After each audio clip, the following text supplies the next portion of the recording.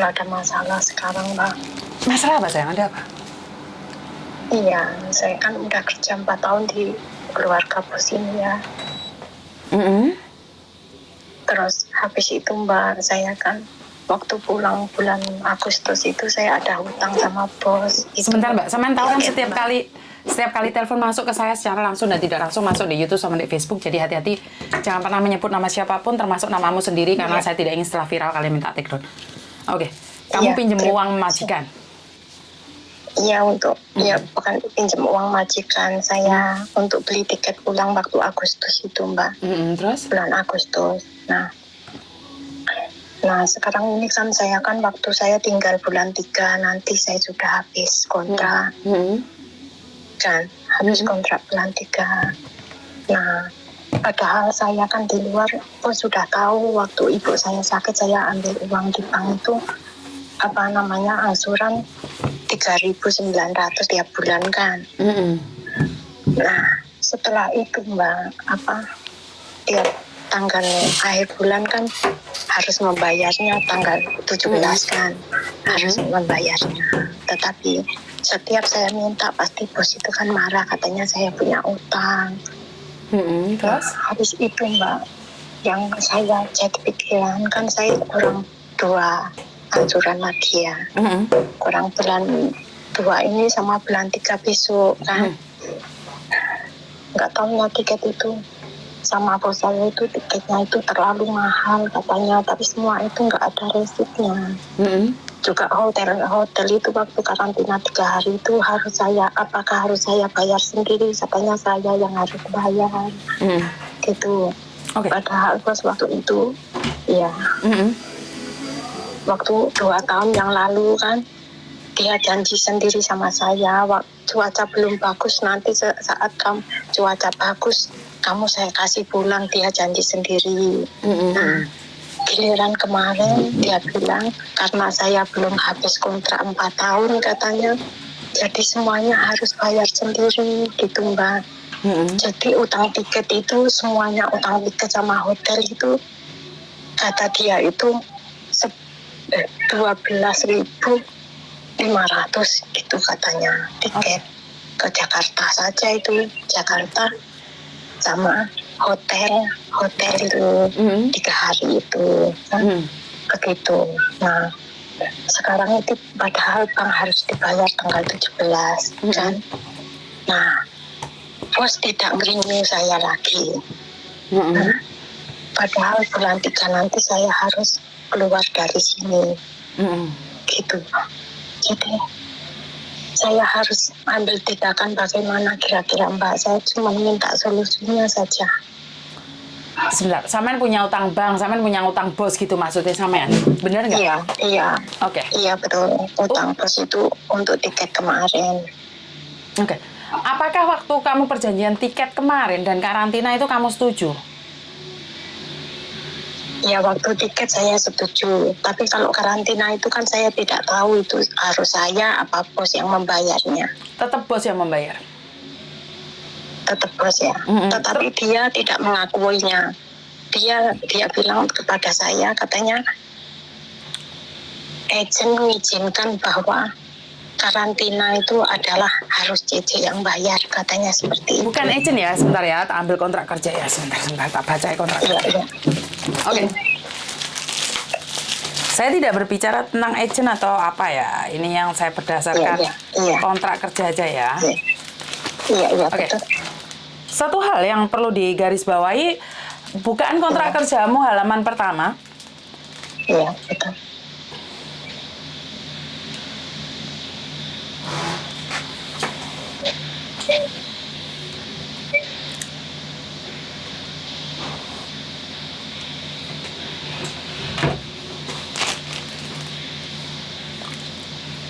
Iya, Mbak.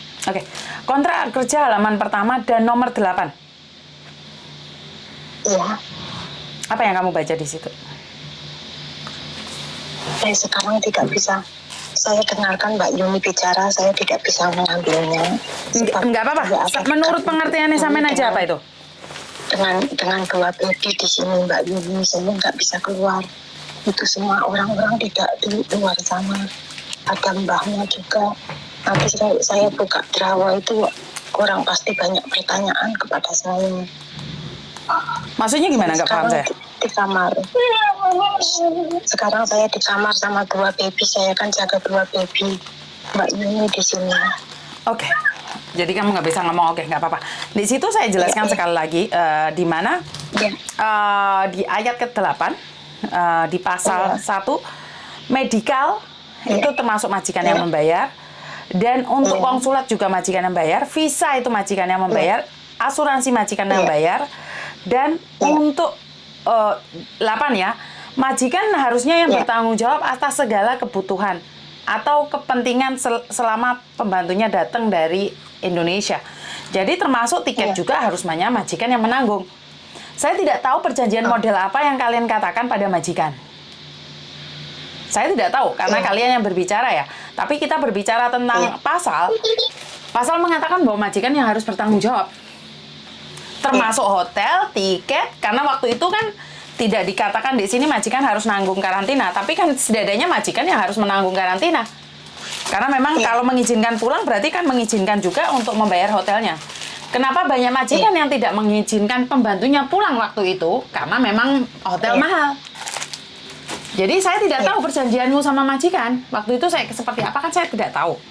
Tapi saya berbicara tentang pasal. Jadi kamu bisa ngengkel sama majikan. Kamu dipotong, ya kamu harus ada buktinya. Kamu kalau ngambil dari uang tiket saya dan juga uang hotel, maka saya akan tanyakan pada labor, apakah peraturan ini benar? Kamu ngomong sama majikan? Oke, ya. Karena sama ini bingung Mbak antara diutang majikan dan diutang bank, bener nggak? Iya benar Mbak. Iya benar. Lah iya kok sampean sing gak gelem renew apa majikanmu sing gak gelem renew sayang? Ya sebenarnya kalau itu majikan itu kan mau renew saya, tetapi dengan kesalahan saya dan majikan itu diam itu sampai last menit kemarin ini baru dia bilang mau renew, tapi dengan alasan mau renew saya, tetapi dia nggak mau tahu dengan uang bank saya, dia mau potong uang saya yang dia punya hutang saya. Jadi bingungnya di situ Mbak. Jadi saya itu harus langkah bagaimana? Bukan sampean punya utang kan tentang hotel dan itu kan? Tentang hotel uang dan tiket kan? Iya. Iya jadi, kamu kemarin itu iya. Kemarin saya kan sudah minta tolong betul Mbak. Ibaratnya saya pun bisa langsung sebabnya yang akan datang saya pun masih punya uang tiket kan bisa dipotong untuk bayar hutang kan, begitu maksud saya kan. Nah, yang penting saat ini saya minta tolong itu untuk bayar bank saya, maksud saya seperti itu. Tapi bos nggak mau, dia katanya dia nggak ada uang lah, inilah itu harus dipotong semua.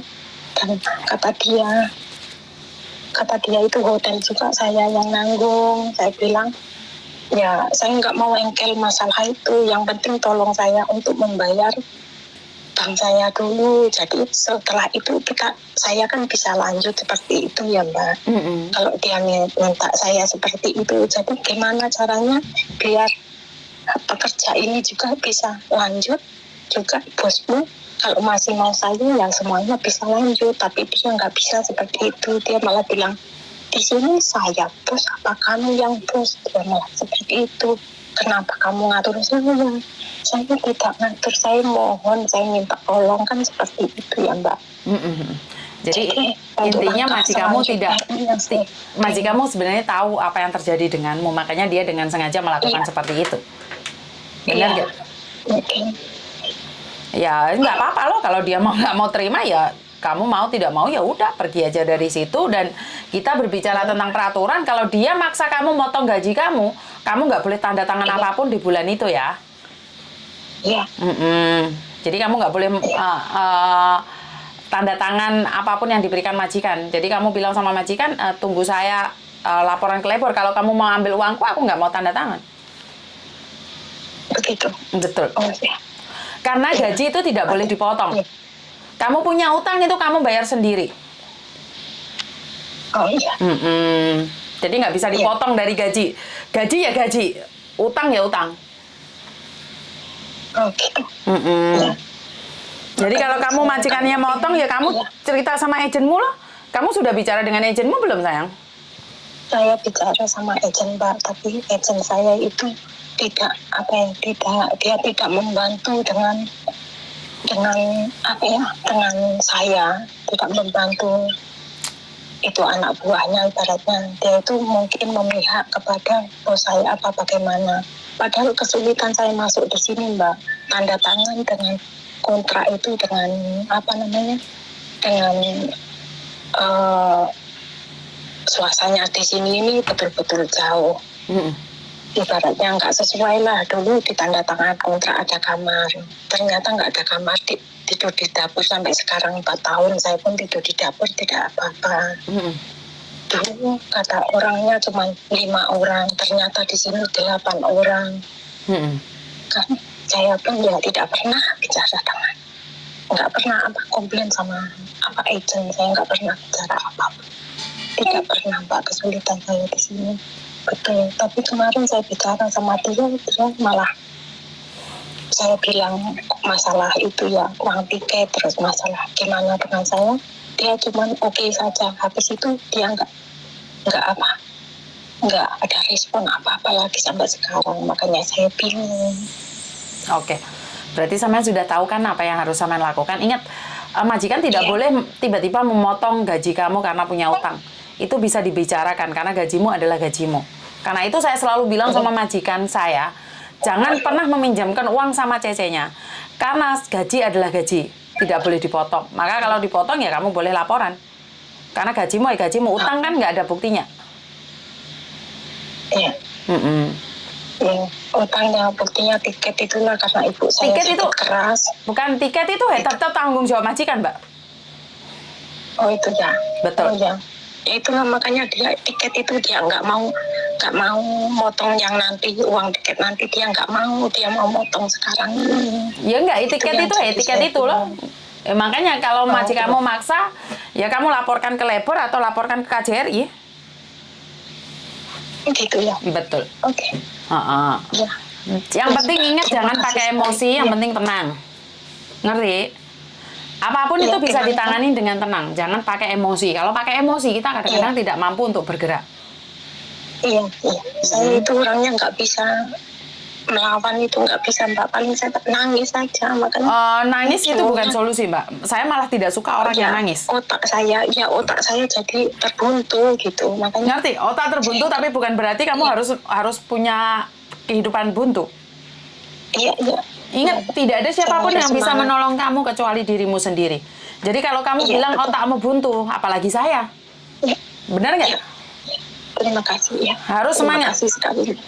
Harus semangat. Ya. Terima kasih ya. Atas penjelasannya, betul-betul terima kasih. Selamat sore Mbak. Selamat sore. Assalamualaikum. Oke. Waalaikumsalam. Oke. Sebenarnya saya ingin bilang bahwa kenapa sih majikan dari saya selalu bilang jangan pernah meminjamkan uang ke cecenya. Karena saya pernah satu kasus di mana majikan meminjamkan uang pada cecenya dan cecenya nggak mau balikin. Giliran cecenya melaporkan ke labor karena tidak digaji, itu majikannya yang ribet. Karena masalah satu itu, saya tidak ingin meribetkan majikan, saya juga tidak ingin meribetkan cece. Jadi saya tidak pernah mengizinkan majikan punya utang piutang sama cece. Karena saya tidak ingin giliran ditagih cecenya nggak mau bayar dan ngeleborin majikan. Itu apakah bisa, Miss Unique? Bisa. Karena saya pernah menangani berapa tahun yang lalu ya. Tapi yang untuk sekarang ini saya tidak. Karena mungkin saya tidak punya agent, saya bukan agent, jadi saya tidak ada kasus-kasus seperti ini. Karena saya lebih memilih berdamai dengan majikan. Saya selalu bilang, udahlah, jangan bikin ribet. Tapi zaman dulu 10 tahun yang lalu, itu majikan memang nantang. Dan dia bilang, ngelebor aja loh, ke lebor aja. Akhirnya kita ke lebor dan majikannya waktu itu kalah. Jadi sekarang saya selalu menghimbau pada majikan-majikan saya untuk jangan meminjamkan uang pada cecenya. Begitu juga dengan cecenya, jangan pernah meminjam uang dari majikan. Karena saat di interminate yang susah kalian. Karena sekali lagi, apalagi saya bukan agent ya, hari-hari ini saya akan tetap mengatakan bahwa mana yang seharusnya kita lakukan dan mana yang tidak seharusnya kita lakukan. Kadang-kadang kita memaksakan diri kita untuk menjadi lebih baik. Kita memaksakan kehidupan kita itu sempurna sama dengan orang lain, padahal salah. Kita tidak pernah di fase mereka, karena itu kita tidak bisa menghakimi diri kita atau seolah-olah mengharapkan atau menuntut orang lain sama dengan kita. Apalagi mengharapkan seseorang itu lebih baik dari kita atau kita lebih baik dari orang lain, karena kita tidak pernah ada di tempat dia, bagaimana susahnya, bagaimana senangnya. Jadi buat teman-teman, kehidupan ini punya proses masing-masing, kehidupan ini punya kehidupan beda-beda. Jadi jangan mengatakan atau mengharapkan bahwa kita akan sama dengan orang lain. Jadi tepuk dada tanya selera, intinya seperti itu. Saya sendiri tidak akan pernah bisa menghakimi siapapun, karena saya tidak pernah ada di mereka, kehidupan mereka. Mereka curhat sama saya cuma memberikan yang menurut pendapat saya. Jadi kalau ada sebagian yang katanya saya menjual aib, atau saya menjual air mata, atau apapun, itu urusan Anda, dan urusan saya adalah memberikan pendidikan di mana menurut saya adalah pendidikan moral agar orang lain tidak sama dengan apa yang dia lakukan. Jadi pesan moral itu adalah saya tidak ingin orang lain mengalami hal yang sama. Jadi kalau Anda mengambil negatif dari konten saya, itu adalah hak Anda, tapi tujuan awal saya, sekali lagi, tujuan awal saya adalah untuk memberikan motivasi, memberikan kekuatan, memberikan pesan-pesan di mana jangan sampai terjadi pada saya, kalau seperti ini maka berakhir seperti ini. Kalau seperti itu maka akan berakhir seperti itu. Dan ingat, saya bukan peramal dan saya bukan dukun. Anda datang ke saya mencari solusi menurut pendapat saya. Jadi kalau orang lain mengatakan yang lain, itu hak orang lain. Dan hak Anda untuk percaya sama saya atau sama dia. Saya hanya ingin mengatakan, saya memberikan kekuatan batin di mana orang lain tidak peduli, dan saya akan tetap peduli kapanpun dan dimanapun. Walaupun Anda kadang-kadang pernah menyakiti saya, pernah komen yang tidak jelas sama saya, tapi dari lubuk hati saya yang paling dalam, saya tetap akan menjadi teman Anda. Suka atau tidak suka, senang atau tidak senang, saya adalah teman Anda. Terima kasih, kurang lebihnya saya minta maaf, dan wassalamualaikum warahmatullahi wabarakatuh. Berkat Tuhan mengalir atas hidup kita semua. Semoga semua makhluk hidup bahagia, dan bye-bye.